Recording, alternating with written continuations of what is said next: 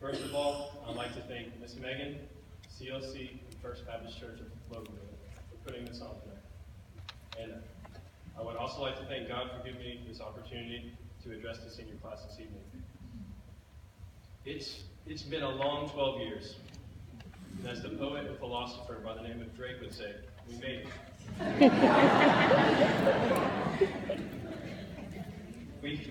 We have been tested to our limits physically and mentally, whether it was the long, hot practices out on the sports fields or the intense preparation for the SAT and or ACT. But all that is nothing compared to the constant questioning of what we are going to do with the rest of our lives after high school. Questions like, what college are you going to? What are you going to major in? What career are you planning? And are you planning on playing sports in college? Let's be honest, we didn't have the answers to all those questions. And if you were like me, then it finally came down to the point where you would just embellish and embellish your plans to sound successful. One day you'd be an aspiring law student on the way to Harvard. The next you'd be an astronaut on your way to NASA. And some of us might still be in that situation today. And that's okay, because God has a plan for our lives. We can see this in Jeremiah 29:11. For I know the plans I have for you, declares the Lord. Plans to prosper you and not to harm you. Plans to give you hope and a future. We may not know what the future holds, and that's okay. As the visionary and successful business owner Steve Jobs once said, you can't connect the dots looking forward. You can only connect them looking backwards. So you have to trust the dots will somehow connect in your future. And God will connect those dots if we pursue Him and His will for our lives. All we have to do is ask. We can find this promise in Matthew 7 through 11. Ask and it will be given to you. Seek and you will find. Knock and the door will be open to you. For everyone who asks receives. The one who seeks finds. And to the one who knocks, the door will be open. Which of you, if your son asks for bread, will give him a stone?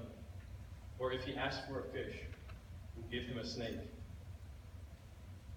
If you then, though you are evil, know how to give good gifts to your children, how much more will your Father in heaven give good gifts to those who ask Him?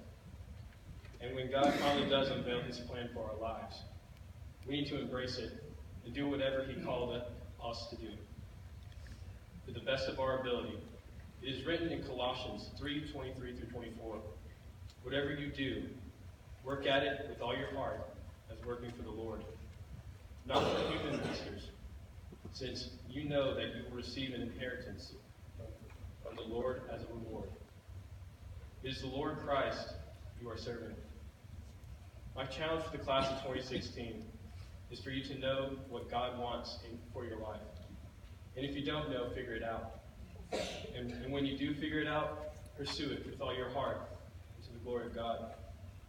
Though the load God has given you may seem to be a burden at times, and when temptation comes your way, just remember that the Lord won't give you more than you can handle.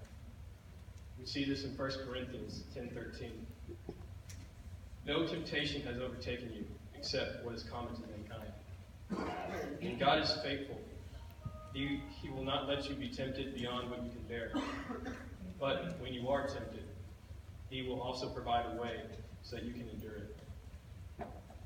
And when you become discouraged and begin to think that you're not going to become successful, remember, success is not measured by what you do compared to others. It is measured by what you do with the abilities and opportunities God has given you. He is always, He's with you always, even unto the end of the world. And that's all I'd like to say. Thank you for letting us